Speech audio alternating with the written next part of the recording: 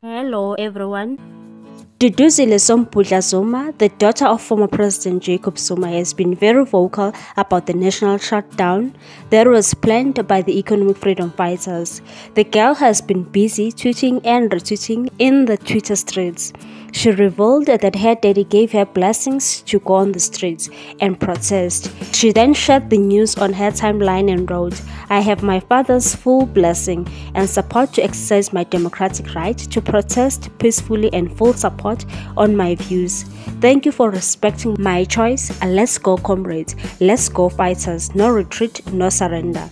The ANC and the SAPS said Monday will be business as usual, including the DA party, but other shops are closed.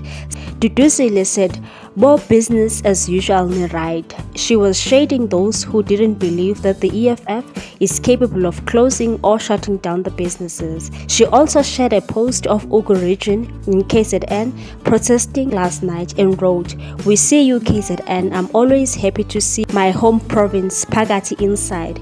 She went on to say that President Cyril Ramaphosa is always trigger happy, but one day the guns will turn on him, and tweeted, "Cyril the dictator, Ramaphosa is always trigger happy, especially towards black people, but one day the guns will turn on him. Hashtag Ramaphosa must go. Hashtag national shutdown." She then complimented Julius Malema for releasing students that were arrested by police at Braamfontein. She posted an image of students standing with Vuyani Pambo and captioned, "I keep saying you all are underestimating Julius. Julius will never go to war unprepared."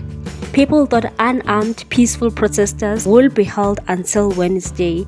Julius loves his people and he won't leave anyone behind. What's your take on this one, people? Thanks for watching. Please subscribe for more news.